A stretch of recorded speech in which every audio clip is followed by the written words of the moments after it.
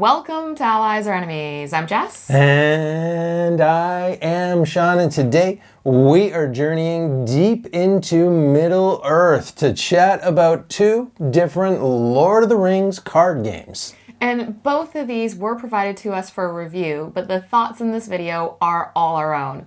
Let's get right to it. The first game we'll be talking about is Lord of the Rings Duel for Middle Earth, and this is a two-player only game designed by Antoine Bauza and Bruno Cathala. And Lord of the Rings Duel for Middle Earth is very much a kind of remake. Is more than a reskin here, but it really is taking the groundwork set by Seven Wonders Duel, which is also by Antoine Bauza and Bruno Cathala, and putting that into the Lord of the Rings universe. And there are quite a few differences though, so we'll quickly go over how that plays. And so what happens in this game is there's going to be kind of a pyramid of cards. That shape's going to change through rounds, but really what you want to know is that there's going to be kind of a laid out tableau of cards with only some of them available to choose at any one time.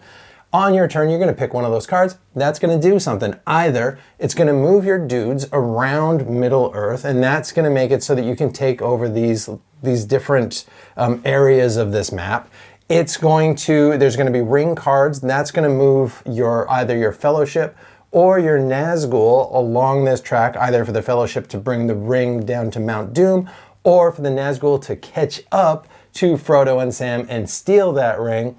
Or you're also going to be collecting these different artifacts, and there's 6 of them, and those are going to be the green cards. And there's more than 6, but once you have 6 different ones, you're going to win the game. So you're either going to win the game by taking over the world, by getting to the end of this track and either delivering the ring or stealing the ring, or by meeting up with all of the different tribes. I think that's kind of what that's meant to represent, and getting those 6 different artifacts. And that's kind of really in a nutshell, but there is quite a bit more to it than that. And it has kept what I think to be the most interesting aspect of Seven Wonders Duel, which is how you get your cards. Because when you take your card, you then are usually making available the cards underneath. And if those are visible, those may not be cards that you want your opponent to be able to access. So it's always interesting about which card to choose and which cards you're leaving open for your opponent to take. Yeah, you're often taking cards maybe you don't even really want, just because you can see what they're doing. You can see that this is going to let them take this region, or this is going to it's going to get them closer to getting that set of green cards. And the other thing with the green cards as well is when you get either 2 of the same or 3 different, you get these bonuses. And those bonuses are huge. Those bonuses make such a difference. Yeah, and they give you usually ongoing powers, and those can really be strong. They feel almost game breaking, but it is a good reward, particularly if you're getting 2 of the same symbol, or else why would you bother getting 2, that you're still getting these bonuses. Another interesting thing is instead of having just your own wonders that you can build, there is now these shared landmark tiles that either player can build. And that's interesting as well, because you might be both trying to get the one landmark tile, and it's a bit of a race as to who can get it first. The other thing that those landmark tiles do as well works a little bit like that first expansion for Seven Wonders, Pantheon, where really what it's doing is it breaks up you having to take that next card. So sometimes you really don't want to take any card, because you're going to release whatever is underneath there, and your opponent really wants that. So this gives you a way to kind of break that rhythm by taking those landmark tiles in the middle.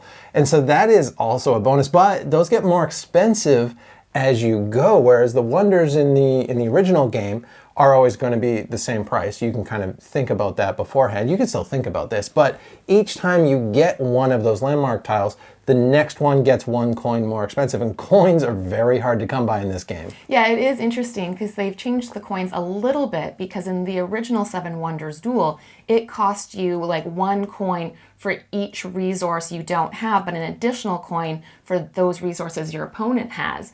This time, it's just 1 coin for a resource you don't have. So it does make it a lot quicker to decide how much things cost, but coins are really tight. Yeah, money is super tight. There are a couple ways to get it. One of them is you can just discard cards. And also, from that ring track. And the ring track, I think, is the part that is the most interesting. Because, like, the fighting is interesting, that's gone from being so abstracted to, an actual map where you're fighting. That is really neat.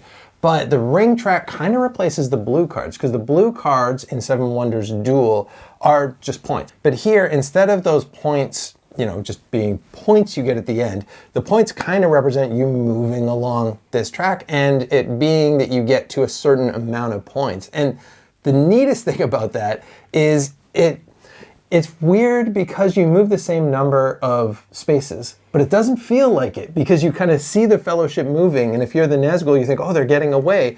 But because of how it's set up and the little plastic thing that the Fellowship's on and then the Nazgul's on the back of that, you are always staying at the same relative distance, but it's like a little kind of magic trick. Yeah, no, it's so clever how they've done the components for going along the ring track, and it is nice that you get those bonuses as you go, because I think it makes those blue cards even more interesting, and thematically, it's just more fun to be getting closer to Mount Doom or closer to catching Frodo and Sam as well. And speaking of which, in terms of the components, not only does the ring track look really good, but I really like the art. And the art is all done by Vincent Dutrait. So the card art looks very impressive. There are also the armies and the towers, and those are all screen printed, which I think is a nice touch. Yeah, I think those are terrific. I will say a couple things. The cards are a little bit thin, but that does help this game have, a fairly reasonable price point. Also, the insert is terrible. Just chuck it, put the stuff in baggies, put it in that box, you're going to be fine. But otherwise, I think all of the stuff is, it does a good job. If you've got Seven Wonders Duel, expect basically that exact same quality. You're going to get that exact same thing, except with that really cool sliding ring track. And that is so clever. I'm really interested to know what other iterations they had before they came up with that really cool solution. And I'm interested to see if anyone else copies that, because it's such a clever solution. There is also a handy cheat sheet for what all the different race tokens mean. So if you ever have to look it up, you can tell pretty easily. And I really like those race token bonus effects because they can really drive you towards doing different things depending on what bonus you get.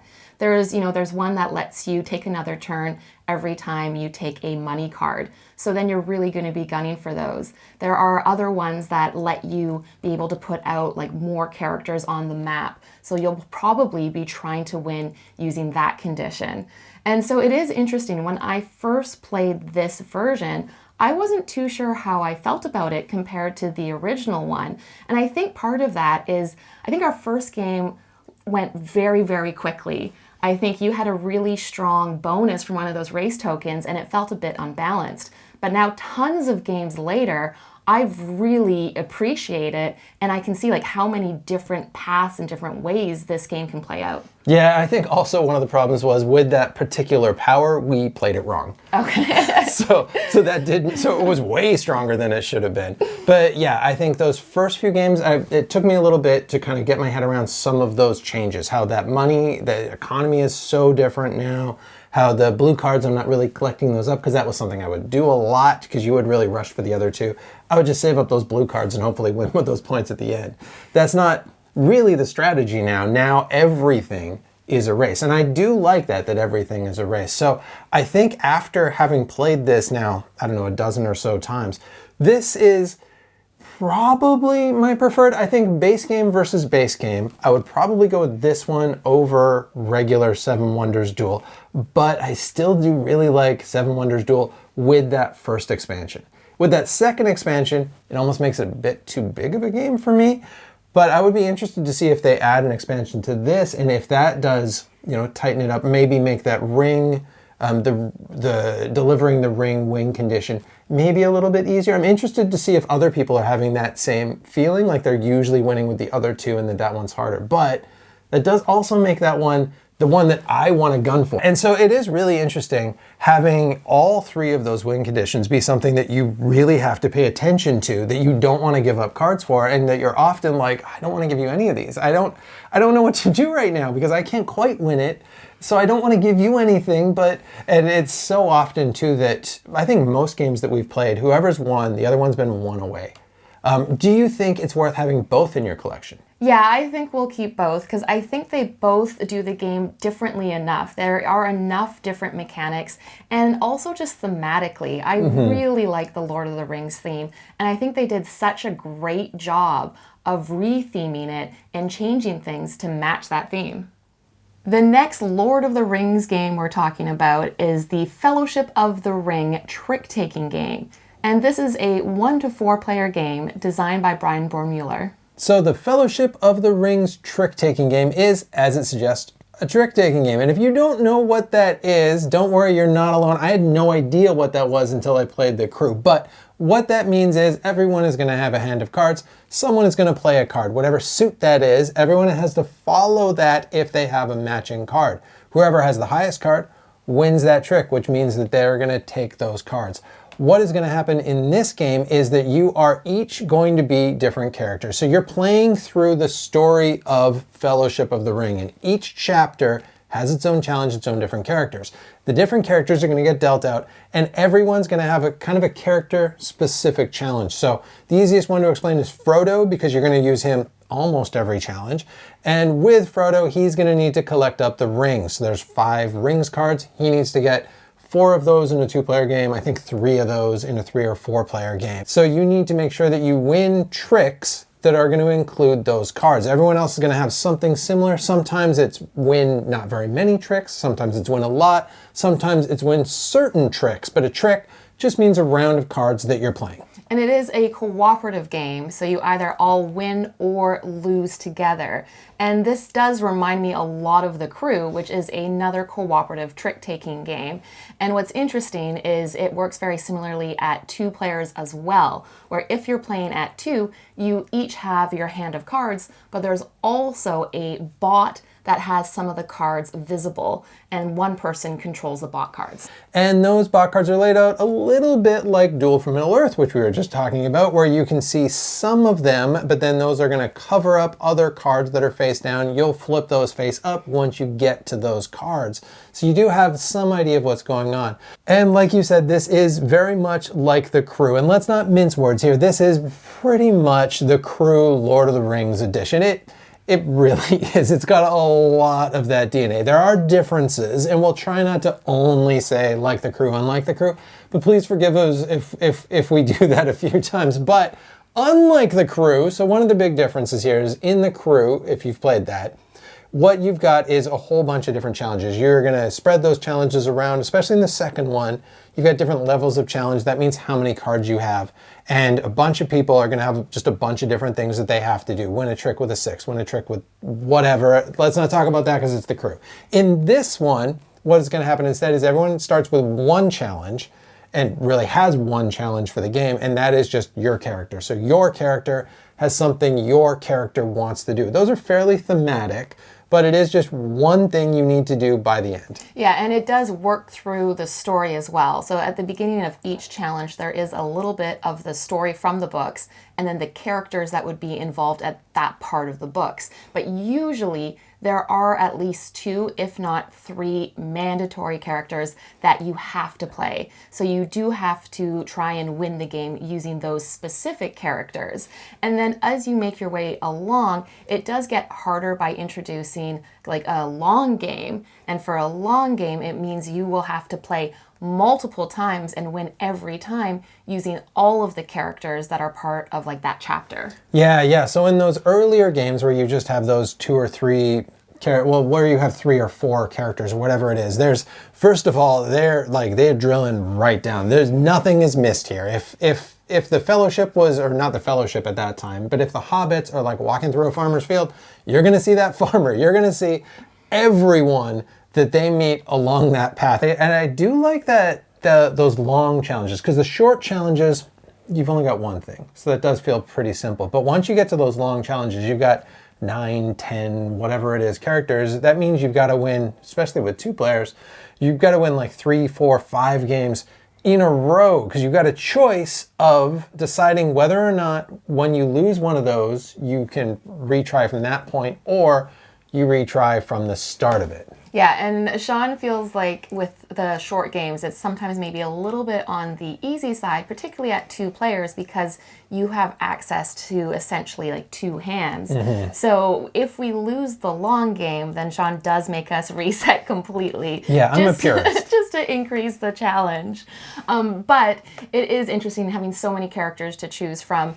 And there are sometimes some little things that get introduced for different chapters to try and like represent the story as well. So maybe you might have on occasion like 2 challenges you're trying to do, or there might be something just a little bit different for a particular chapter.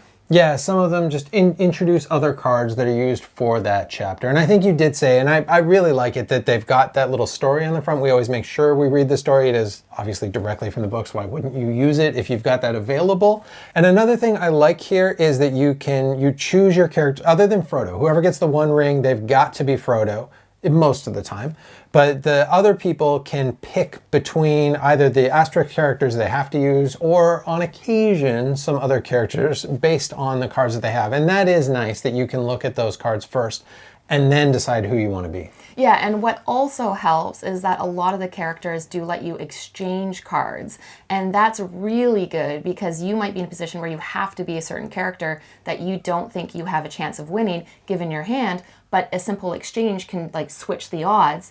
And if you exchange, that also just gives more information to each other about your cards. Yeah, and that is a big thing in this too, is that another thing with the crew is that the crew is like no communication. You have to play in silence basically.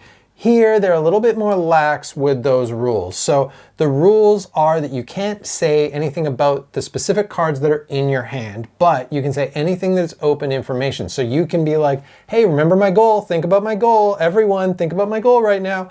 I am playing a hill card. You can do things like that, which we do a lot, but you can't be like, I've got a 3 hill, I've got a 5 forest, whatever it is.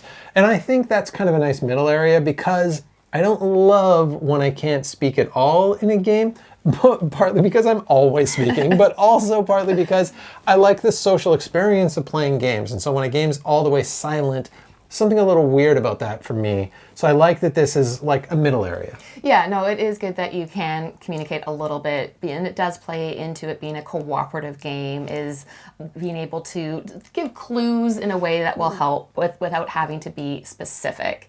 So moving on into how it looks, I like the line drawing style of the characters. I think that works really well. I like that the obscure characters have a face as well, because for some of them I just couldn't picture what they would look like, and now I have this interesting image for those characters. Yeah, I like that they look very literary, like they look like they would fit in a book. They're not just taking the movie characters and just translating those to the card. These look a lot more like kind of the illustrated editions of Lord of the Rings that I would have read as a kid. And so I like that a lot. Also, the box, I think it's nice that it's so sleek. It's exactly the size that it needs to be. And they do that because it fits like snug, but they've got this great little ribbon that you have under the cards that you use to pull up, and that pulls up the cards. And that's great both because it helps you to get out the cards so they don't get too stuck in there. You don't have to dump the whole thing over. And it's like a terrific little bookmark that you can use to just show where you are. Yeah, it's great to save your place between chapters. And the package itself is nice too, because it has these little boxes for each part that you open up. And I like that it isn't an excessively large box. They also have included these ring tokens that aren't particularly necessary. You're supposed to use them for the characters that you have to use that round. And there is a giant ring token that you can flip once ring cards are able to be played. And it's probably bigger than it needs to be, but it looks cool. Yeah, and we didn't talk about that part as well. There is a fun thing in here where you can't play any of the ring cards until someone can't play a card and they have to play a ring card, and then that kind of opens up to you being able to start with ring cards. And also that whoever holds the 1 ring can choose whether or not to win. But to the components, yeah, I like those little tokens. Aren't that necessary, but we use them to denote when someone has finished whatever it is that they need to. And I think that works out really handy, that I'm done my thing, I plomp a little purple token on top of it. I think that works really well. Yeah, so in terms of like who would like this game, if you have played The Crew and you would like a very similar experience, this is exactly that. It is a cooperative trick-taking game. If you haven't played a cooperative trick-taking game, then I think it works for people who like simple card games but want something that is like cooperative and not cutthroat. Any other kinds of people who would like this kind of game? Well, I think that this is quite a bit easier than The Crew. We certainly have found it quite a bit easier, and we're almost, I think we've got 2 more levels that we have to finish. So we're almost all of the way through. And we've had a few, mostly those long ones, where we've had a little bit of trouble, but it hasn't been too much trouble. That is partly, though, a 2-player thing as well. So I think if you're playing it 2 players, it is going to be much more on the easy side, especially because you can see that bot, someone has control of 2 hands. So you've got a lot of control about what's going on. We've only had 1 game, and because we just mathematically could not finish it because the cards were in a certain order for the bot, or something was buried, or whatever it was. So that hasn't happened much.